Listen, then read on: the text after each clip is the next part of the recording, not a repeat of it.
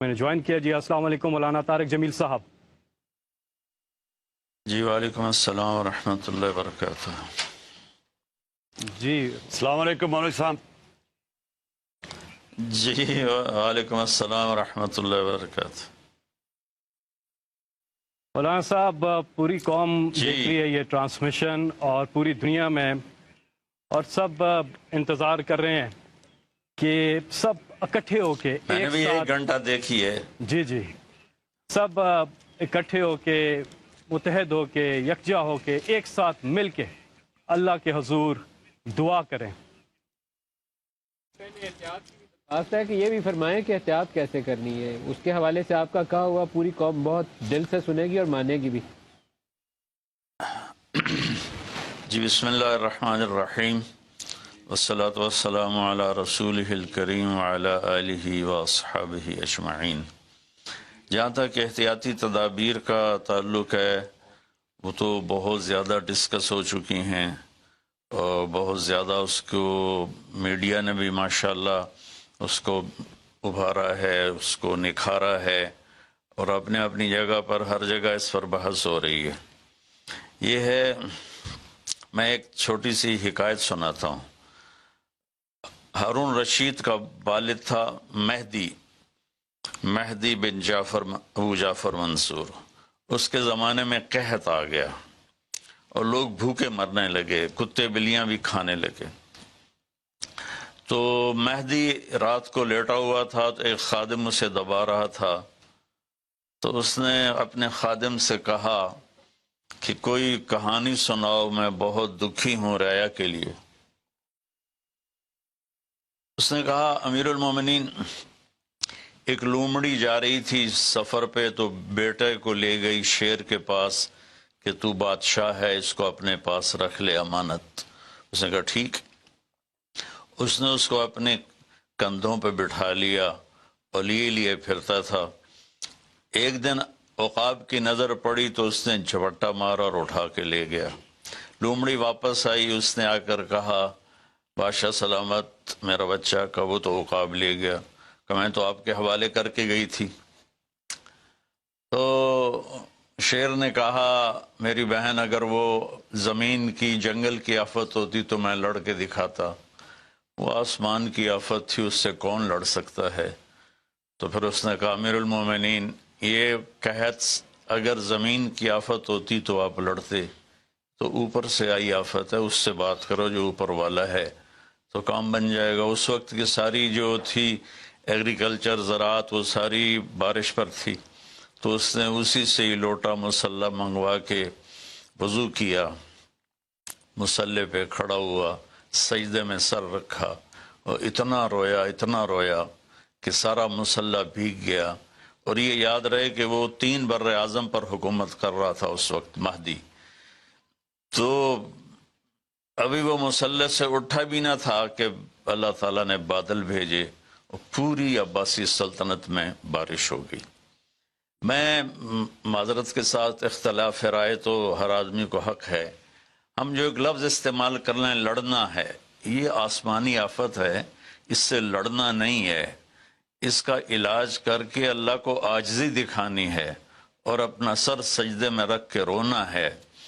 اس سے ہم لڑ نہیں سکتے، اس لفظ کو اپنی زبان سے نکال دیں، چاہے دل میں اس کے بارے میں کوئی تکبر نہ ہو، لیکن یہ لفظ اللہ کو پسند نہیں ہے کہ مجھ سے لڑنا چاہتے ہو۔ دیکھنا، ایک چھوٹے سے وائرس سے اللہ نے ساری دنیا کو ہلا کے رکھ دیا۔ میں ایک حدیث سنا کے پھر دعا کرتا ہوں۔ پہلے ایک دعا ہے، ما اصابکم مصیبت فبما کسبت ایدیکم، تم پر جو آفت آتی ہے تمہارے اپنے گناہوں کی کمائی ہوتی ہے۔ ان ینصرکم اللہ فلا غالب لکم، میں تمہارا ساتھی بن جاؤں تو کون تمہیں نقصان پہنچا سکتا ہے۔ وَإِن يَخْذُلْكُمْ فَمَنْ ذَا الَّذِي يَنصُرُكُمْ مِنْ بَعْدِهِ، اگر میں تمہیں چھوڑ دوں تو پھر کون سی اٹمی طاقت تمہیں بچائے گی۔ إِن يَمْسَسْكَ اللَّهُ بِضُرٍّ فَلَا كَاشِفَ لَهُ، اگر میں تمہیں تکلیف میں ڈالوں میرے سوا اسے کوئی نہیں ڈالے گا۔ اور إِن يَمْسَسْكَ بِخَيْرٍ فَلَا رَادَّ لِفَضْلِهِ، اگر میں ارادہ کر لوں کہ میں نے کسی کو نہیں ہونے دینا بیمار یا مصیبت میں، تو اس کے لیے کیا مشکل ہے؟ ایک امر ہی تو ہوتا ہے 40 دن ابراہیم علیہ السلام آگ میں بیٹھے رہے، 40 دن یونس علیہ السلام مچھلی کے پیٹ میں رہے، وہ تو فعال لما یرید ہے۔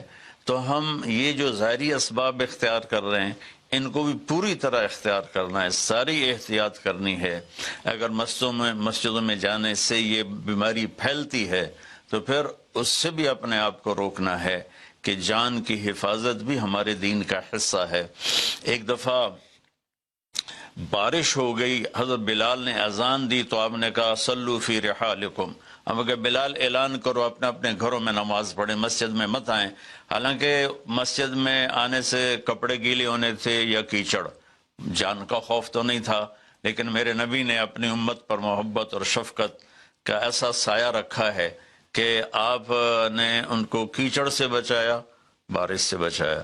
یہاں تو زندگی موت کے مسائل ہیں، بہرحال بڑے علماء اس میں جو کہیں گے اور حکومت جو ان کے ساتھ میٹنگ کرے گی، جو حتمی فیصلہ ہوگا، تو سب سے پہلے ہم اپنے الفاظ میں تواضع لے کر آئیں کہ ہم نے اللہ کے سامنے جھکنا ہے، عاجزی کرنی ہے اور اللہ کو منانا ہے کہ یا اللہ تو اس کو ہٹا، یہ نہیں ہٹ سکتی، اسے کوئی نہیں ہٹا سکتا۔ کہ اللہ کوئی اللہ کا بندہ رو دھو کے اسے منا لے تو پھر شاید فیصلہ ہو جائے اور اللہ تعالیٰ اپنا فضل فرما دے۔ ایک حدیث پہ اگر عمل ہو جائے تو مجھے اللہ کی قسم کھا کر میں کہتا ہوں یہ کورونا کا پتہ ہی نہیں چلے گا کہاں گیا۔ صرف ایک حدیث، میرے نبی نے فرمایا 4 باتیں مجھ سے لے لو پھر دنیا بھی تمہاری ہے، آخرت بھی تمہاری ہے۔ 4 اذا کانت فیک، 4 باتیں لے لو مجھ سے، پھر دنیا بھی تمہاری ہے، آخرت بھی تمہاری ہے، تمہیں کوئی ٹیڑھی آنکھ سے نہ دیکھ سکے گا، تمہیں کوئی نقصان نہ پہنچا سکے گا کہ تمہارے رب کا سایہ تم پہ چھا جائے گا۔ تو 4 باتیں کون سی ہیں؟ صدق و حدیث، ہمیشہ سچ بولنا، جھوٹ نہ بولنا۔ اب مجھے بتائیں، سارے یہ اینکرز بیٹھے ہیں، سارے ہمارے وزیر اعظم بیٹھے ہوئے ہیں، ہم کتنا جھوٹ بول رہے ہیں، ہم کس قدر جھوٹی قوم ہیں۔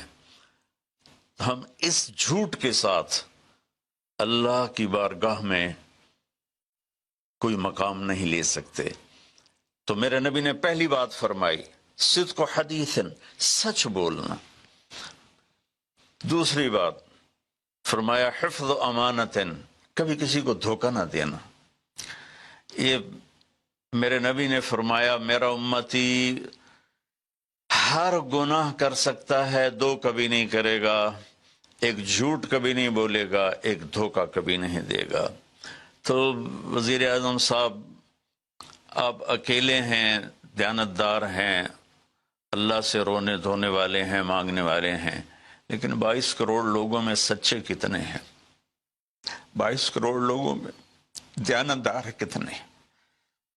ایک بہت بڑے چینل، میں ہاتھ جوڑ کے اینکر بیٹھے ہیں، معافی مانگ کے بات کر رہا ہوں، ایک بہت بڑے چینل کے مالک نے مجھ سے کہا کوئی نصیحت کرے، میں نے کہا چینل سے جھوٹ ختم کر دو۔ کہا پھر چینل ختم ہو سکتا ہے، جھوٹ نہیں ختم ہو سکتا۔ تو جہاں جس کو، یہ صرف پاکستان کی بات نہیں، پوری دنیا کا میڈیا جھوٹا ہے اور سب سے زیادہ جھوٹ بولا جاتا ہے، اور میرے رب کو، میرے نبی کو جھوٹ سے نفرت ہے۔ میرے نبی نے فرمایا پیاز کھا کے مسجد میں مت آؤ کہ فرشتوں کو تکلیف ہوتی ہے، بو ہوتی ہے، لیکن میرے نبی نے فرمایا جب کوئی مرد عورت جھوٹ بولتا ہے تو فرشتے اس کے منہ کی بدبو سے 3 میل دور بھاگ جاتے۔ تو جھوٹ اور خیانت کے ساتھ ہم کسی آفت کا مقابلہ نہیں کر سکتے۔ آپ نے فرمایا صدق و حدیث، حفظ و امانت، سچ بولنا چاہے جان چلی جائے، اور دھوکہ نہ دینا، مسلمان کسی کو دھوکہ نہیں دیتا ہے۔ تیسرا فرمایا حسن و خلیقت، اپنے اخلاق اچھے کرنا، اور اخلاق کا سب سے اونچا مقام حیا ہے۔ اب میں کیسے بات کروں؟ میرے دیش میں حیا کو کس نے تار تار کیا؟ میرے دیش کی بیٹیوں کو کون نچا رہا ہے؟ ان کے کپڑے لباس مختصر کون کروا رہا ہے؟ یہ کس کے گردن میں یہ گناہ ڈالوں؟ میں مجرم ہوں، میں نے اپنی قوم کو نہیں سمجھایا، میں اللہ سے معافی مانگتا ہوں۔ لیکن جب مسلمان کی بیٹی بے حیائی کی طرف چل پڑے اور نوجوان بے حیائی کی طرف چل پڑے تو اللہ کی رحمت سب سے زیادہ عذاب قوم لوط پر آیا کہ وہ بے حیائی میں ساری باؤنڈریز کراس کر گئے تھے، تو اللہ تعالیٰ نے ان پر 5 عذاب بھیجے. 5 کسی قوم پہ 5 عذاب نہیں آئے، ایک ہی عذاب آتا تھا، ان پر 5 عذاب آئے. تو تیسری بات میرے نبی نے فرمائی ہے کہ حیا والے بنو، حیا والے بنو.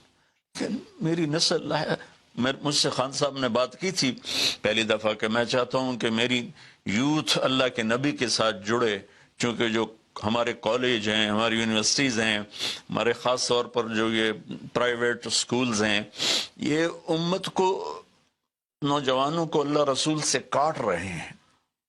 تو اللہ تعالیٰ یہ پہلا شخص ہے جس کے لیے میرے دل سے دعا نکلی جب اس نے کہا کہ میں نے آپ کو اس لیے بلایا ہے کہ میری قوم اپنے نبی کے ساتھ کیسے جڑ جائے. میں کیا بتاؤں، جب تک اس بے حیائی کو نہیں ہم روکتے، اور کوئی روک نہیں سکتا ہے، اندر سے نیت نہ ہو. سرنڈو ماڈل سکول میں میں نے میٹرک کیا ہے، ہمارے ایک وارڈن، میں ہاسٹل میں رہتا تھا، وہ آ گیا، نمازی تھے، انہوں نے نماز کی سختی کر دی، ہم بے وضو جا کے کھڑے ہو کر نماز پڑھ لیتے تھے، بے وضو. کیونکہ ڈنڈا انسان کو انسان نہیں بناتا ہے جب تک انسان اپنے من میں ڈوب کر پا جا سراغ زندگی. تو اگر میرا نہیں بنتا نہ بن، اپنا تو بن. یہ تو اپنے اندر دل دریا سمندروں ڈوگے کون دلاں دیاں جانے ہو، وچے بیڑے وچے جھیڑے وچے ونج مہانے ہو. میری قوم جھوٹ چھوڑ دے، میری قوم بددیانتی چھوڑ دے، میری قوم بے حیائی چھوڑ دے. وعفت فی تہمت، آخری بات میرے نبی نے کہا، اور رزق حلال کھاؤ، رزق حلال کھاؤ. رزق حلال جو صبح سے شام تک، من امسا کالن بعمل یدہ امسا مغفور اللہ، جو صبح سے شام تک رزق حلال میں تھک جاتا ہے اس کے اس دن کے سارے گناہ معاف ہو جاتے. تو میں وزیر اعظم صاحب سے اپیل کروں گا کہ پوری قوم سے جیسے ڈونیشن مانگا ہے ایسی پوری قوم سے چلے. میں آپ کی طرف سے اپیل کرتا ہوں کہ کل یا آج رات رمضان کی آئے گی، ساری قوم 2 نفل پڑھے اپنے اپنے گھروں میں، اور ایک تسبیح لا الہ الا انت سبحانک انی کنت من الظالمین. جس کو یاد ہے پڑھ لے، جس کو نہیں یاد ہو استغفر اللہ کی ایک تسبیح پڑھ لے، اور پھر سب اللہ کے سامنے ہاتھ جوڑ کے معافی مانگ. اور اللہ تعالیٰ کہتا ہے ما من یوم الا والبحر یستاذن فی ان یغرق ابن آدم. روزانہ، یہ مسند احمد کی روایت، روزانہ سمندر کہتا ہے یا اللہ اجازت دے میں چڑھ جاؤں اور ان کو بہا دوں. والارض تستاذن فی ان تبتلعہ، زمین کہتی ہے اللہ مجھے اجازت دے میں ان بے حیاؤں کو نگل جاؤں، ان جھوٹوں کو، ان بدماشوں کو، اس مافیا کو میں نگل جاؤں. تو والملائکۃ تستاذن فی ان تعجلہ وتہلکہ، فرشتے اللہ سے کہتے ہیں یا اللہ تو ہمیں اجازت دے ہم ان کا صفایا کریں. میرا اللہ کہتا ہے دعو عبدی فانا اعلم بعبدی منکم، جاؤ جاؤ اپنا کام کرو، یہ میرا بندہ ہے اور میں جانوں میرا بندہ جانے. ان کان عبدکم فشانکم بہی، تمہارا بندہ ہے تو مار دو. ان کان عبدی فمنی ولی عبد، منی ولی عبد، اگر میرا ہے تو میں انتظار کروں گا، میں انتظار کروں گا. پچھلی قوموں میں ایک طوائف نے کتے کو پانی پلایا تو اللہ نے اس کی بخشش کر دی، معاف. ہم تو مائل بکرم ہیں، کوئی سائل ہی نہیں، کوئی مانگنے والا تو ہو. ان 4 چیزوں نے ہماری ہر چیز بکھیر دی، توڑ دی. کسی بھی قوم کے لیے جھوٹ، بددیانتی، بے حیائی اور رزق حرام یہ ان کو تباہ و برباد کر دیتا ہے. اور کوئی قوم سچائی، دیانتداری، پاک دامنی اور رزق حلال پر ہوگی تو اللہ کا سایہ ان پر چھا جائے گا، اور دنیا کی کوئی طاقت ان کی طرف آنکھ اٹھا کر نہیں دیکھ سکتی. ہم تو اجڑے چمن کے مالی ہیں. عمران خان کو اجڑا چمن ملا ہے، کہاں تک آباد کر سکے گا، اللہ اس کی مدد کرے. چمن کے تخت پر جس دم شہ گل کا تجمل تھا، ہزاروں بلبلیں تھی باغ میں، ایک شور تھا، غل تھا. کھلی جب آنکھ نرگس سی، نہ تھا جز خار کچھ باقی. بتاتا باغ مارو رو، یہاں غنچہ یہاں گل تھا، یہاں غنچہ یہاں گل تھا۔ ابھی عمران صاحب نے یرموک کی اور قادسیہ کی بات کی، کتنے تھے؟ 30,000 تھے خالد ابن ولید کی کمانڈ میں، اور سامنے باہان جو تھا وہ 3 لاکھ کا لشکر لے کر آیا ہوا تھا، اور قادسیہ کے میدان میں بھی 30,000 صحابہ تھے، اور ادھر سے جو رستم تھا وہ 3 لاکھ کا لشکر لے کر آیا ہوا تھا، ان کے ساتھ اللہ تھا۔ ہم اللہ کو ساتھ لیں، سارے اسباب اختیار کریں۔ مالداروں سے کہتا ہوں، میں نے اپنا کلپ الگ ریکارڈ کرا ہے کہ اس سال ساری زکوٰۃ ان غریبوں میں تقسیم کریں۔ آپ تک تو ہر آدمی نہیں پہنچ سکے گا، اپنے اپنے علاقے میں جو مالدار لوگ ہیں وہ اپنی زکوٰۃ غریبوں میں ان میں تقسیم کریں، ان کے گھر جا کر دیں۔ کسی ایک کی دعا لگ گئی نا تو 7 نسلیں ہماری آباد ہو جائیں گی۔ تو بس میں معافی چاہتا ہوں، آپ نے مجھے کافی دیر بٹھایا تو میں نے بھی تھوڑا سا آپ کا ٹائم لے لیا، تو آپ درود شریف پڑھیں اور ہم اللہ کی بارگاہ میں دعا کرتے ہیں۔ اللهم صل على محمد وعلى آل محمد كما تحب وترضى اللهم لك الحمد كما أنت أهله وافعل بنا ما أنت أهله إنك أهل التقوى وأهل المغفرة۔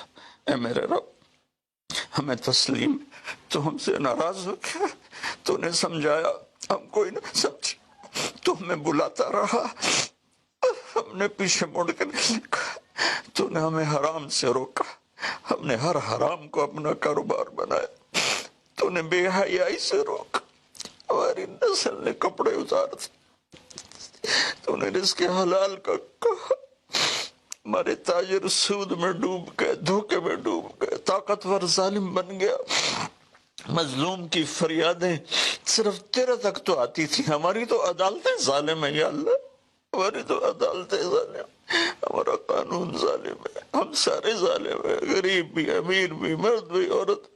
یا اللہ، اس آفت کو ہم وینٹیلیٹر سے نہیں ٹال سکتے، ویکسینیشن سے نہیں ٹال سکتے، یہ تو نے بھیجی ہے، تو ہی سے ٹالے گا۔ یا اللہ، تو علی کل شیء قدیر ہے، تو فعال لما یرید۔ میرے مالک، ہم تو اپنی طاقت سے کرسی سے اٹھنا چاہیں تو اٹھ نہیں سکتے، لیٹنا چاہے تو لیٹ نہیں سکتے۔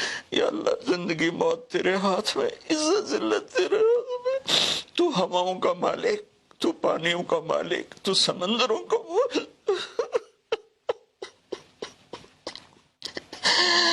اور مالک، بہت ساری منت ہی ہے، مان جائے اللہ، ہمارے پاس کچھ نہیں ہے، خالی جولی ہے، گناہوں سے بھرا ہوا ہے، یہ سارا دامن گناہوں سے بھرا ہوا ہے، نفرتوں سے، فرقہ واریت سے، سود سے، جھوٹ سے، قتل و غارت سے، بے حیائی سے، بے پردگی سے،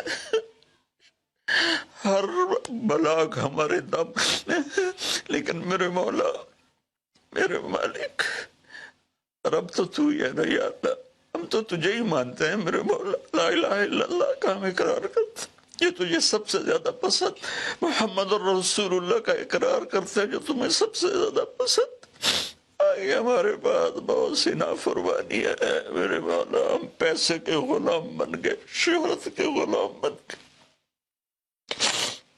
موت کو بھول گئے، قبر کو بھول گئے، تیرے سامنے کھڑے ہونے کو بھول گئے۔